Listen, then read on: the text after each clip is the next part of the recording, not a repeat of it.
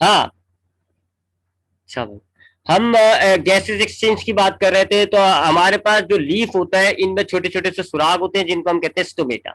वो सुराख खुलते हैं और गैसेस जो है हवा से लीफ के अंदर आ जाती हैं, तो सिंपली आ जाती हैं जी। ठीक है, इसको डिफ्यूजन कह लो आप। गैसेस फ्रॉम हाई, बाहर ज्यादा होती हैं, लीफ के अंदर कम होती है, तो डिफ्यूज डिफ्यूज हो जाती है। अच्छा, अब गैस, ये जो कार्बन डाइऑक्साइड गैस होती है, ये तो फोटोसिंथेसिस के जरिए चाहिए होती है, फोटोसिंथेसिस में चाहिए होती है, और फोटोसिंथेसिस लीफ में होता है। तो लीफ के सेल्स के अंदर ये डिफ्यूजन में के जरिए ही एक सेल से दूसरे सेल, दूसरे से तीसरे सेल, पूरे लीफ के अंदर फैल जाती है। तो लीफ जो है ये इस तरीके से गैसेस जो है वो इस तरीके से एब्जॉर्ब होती है बाय स्टोमेटा, और फिर इस डिफ्यूजन के जरिए ये एक सेल से दूसरे सेल मुंतकिल हो जाती है। तीन चीजें हो गई जी। चौथी चीज क्या आती? फूड। तो फूड तो मैंने आपको बताया कि प्लांट ऑटोट्रॉप होता है, अपना खाना खुद तैयार करता है, इसको बाहर एनवायरमेंट से लेने की जरूरत नहीं होती, तो फूड कोई एब्जॉर्ब नहीं होता। Food is prepared by leaf. ठीक है, फूड एब्जॉर्ब नहीं करता पौधा। फूड जो है वो लीफ में फोटोसिंथेसिस के जरिए बन जाता है। हाँ, इसकी ट्रांसपोर्टेशन होती है। अब ये लीफ ने जो खाना बनाया है, ये एक और स्पेशलाइज्ड टिश्यू होता है। एक तो जाइलम था ना, एक जाइलम की तरह एक और स्पेशलाइज्ड टिश्यू होता है जिसको हम कहते हैं फ्लोएम। फ्लोएम जो है वो फूड को ट्रांसपोर्ट करता है। तो ये हो गया जी, प्लांट के अंदर ट्रांसपोर्टेशन किन किन मटेरियल्स की होती है, किस तरीके से वो एब्जॉर्ब करते हैं, किस तरीके से वो ट्रांसपोर्टेशन करते हैं। चार चीजें होती हैं प्लांट के अंदर: water, mineral, gases and food. Water और मिनरल जो है वो रूट के जरिए प्लांट एब्जॉर्ब करता है, और जाइलम नाम के टिश्यू के जरिए इसको ट्रांसपोर्ट करता है। कहां पर? लीफ पर। गैसेस जो है वो लीफ के स्टोमेटा के जरिए अंदर आ जाती हैं बाय डिफ्यूजन, और डिफ्यूजन के जरिए ही वो ट्रांसपोर्ट होती है। जबकि फूड जो है वो लीफ के अंदर प्रिपेयर होता है, और फ्लोएम नाम के स्पेशलाइज्ड टिश्यू के जरिए ये लीफ में जो फूड है ये ट्रांसपोर्ट होके प्लांट के तमाम पार्ट्स तक जाता है। ठीक है जी। तो अब हम यहाँ पे देख रहे हैं कि दो चीजों का बड़ा अहम किरदार होता है, रूट्स का और लीफ का, जाइलम फ्लोएम का, इन सब चीजों का है। तो जरा रूट्स को स्टडी करना पड़ेगा पहले। तो लेट्स टॉक अबाउट रूट्स। अब हम रूट्स के हवाले से बात करते हैं, क्योंकि रूट्स जो है वो सॉइल में से वाटर और मिनरल को एब्सॉर्ब कर रही है। फिर रूट के अंदर जाइलम नाम का टिश्यू है, और उस जाइलम के जरिए वो वाटर जो है वो लीफ तक जा रहा है। ठीक है, यही है ना रूट का किरदार। एक क्या काम होता है कि आपके जो सॉइल में वाटर और मिनरल है वो रूट एब्जॉर्ब करती है, और फिर इस रूट के अंदर जाइलम नाम का टिश्यू है, वो इसको पानी को लीफ तक पहुंचाएगा। तो जरा रूट की, हमें जरा इसकी स्ट्रक्चर को समझना पड़ेगा। अगर हमने रूट के फंक्शन को समझना है ना कि काम किस तरह कर रहा है, तो उसके जरा स्ट्रक्चर को समझना पड़ेगा। तो पहले इसके जरा मॉर्फोलॉजी देखते हैं रूट्स की। हमारे पास दो किस्म के पौधे होते हैं, एक कहलाता है मोनोकॉट और एक कहलाते हैं डाइकॉट। मोनोकॉट वो होते हैं जी जिनके सीड्स के अंदर एक कॉटिलीडन पाया जाता है, जबकि डाइकॉट या डाइकॉटिलीडन वो पौधे होते हैं जिनके सीड में दो कॉटिलीडन पाए जाते हैं। ठीक है, तो इसलिए हम मोनो का मतलब एक, डाई का मतलब दो। मोनोकोटिलीडन्स की अगर हम रूट देखें, ये मोनोकोटिलीडन्स की रूट है, जबकि ये डाइकॉट है। दोनों के रूट का स्ट्रक्चर जरा डिफरेंट होता है, मॉर्फोलॉजी डिफरेंट है, एनाटॉमी इनकी सेम होती है।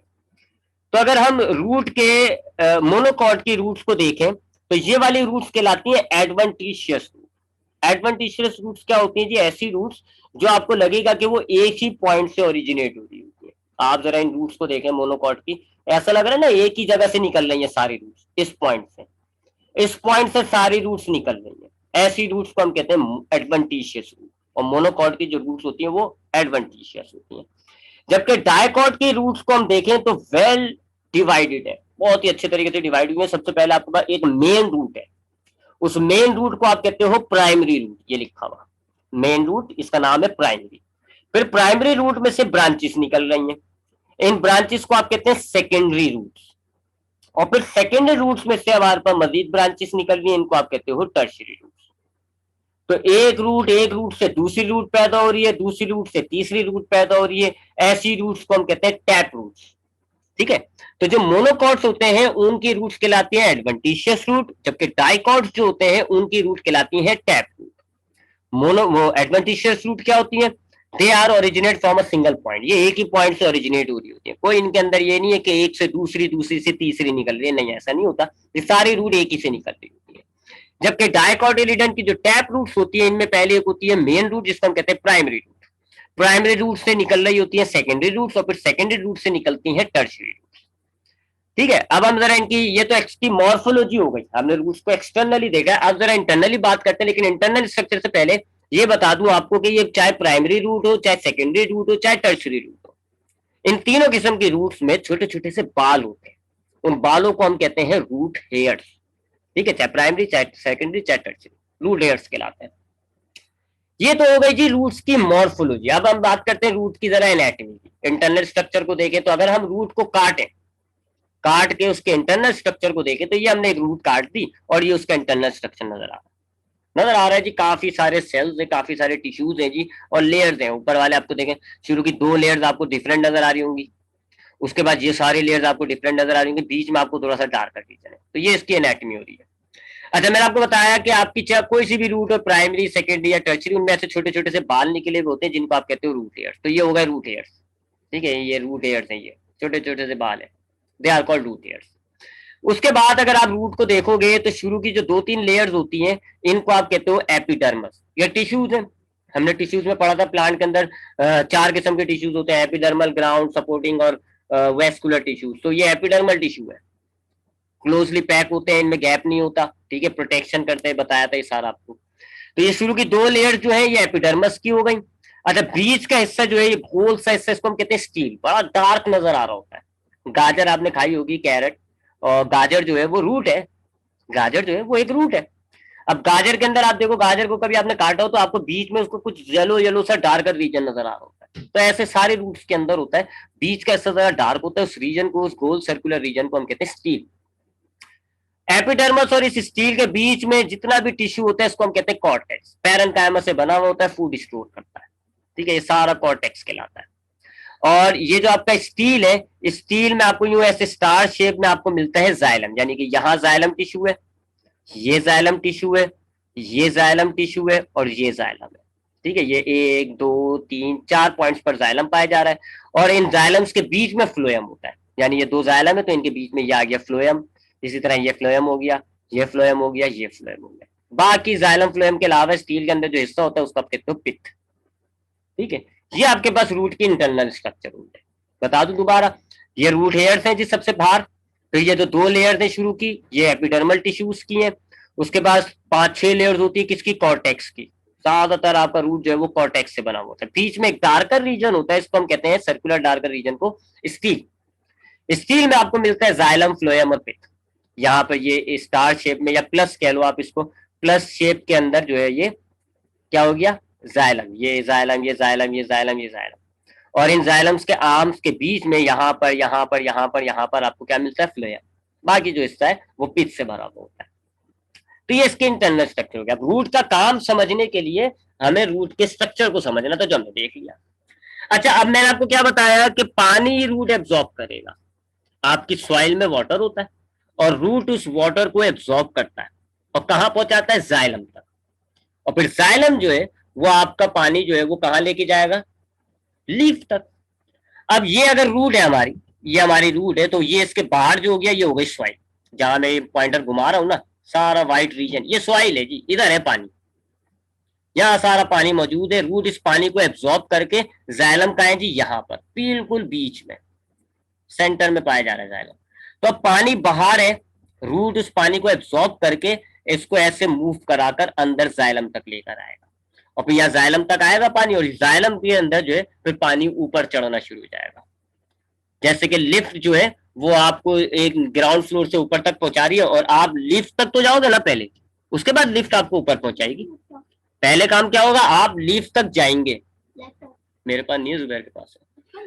पहला काम क्या होगा, आप लिफ्ट तक एलिवेटर तक जाते हैं, उसके बाद एलिवेटर आपको ऊपर तक पहुंचाती है। ऐसे यहाँ पर हो रहा है, आपका पानी बाहर मौजूद है जी, बाहर से पानी पहले रूट एब्जॉर्ब करके इसको कहा, जाइलम तक लेकर आएगी, फिर जाइलम इसको ऊपर पहुंचाएगा। तो अब ये देख लेते हैं जी कि ये सॉइल से जाइलम तक पानी कैसे मूव हो रहा है।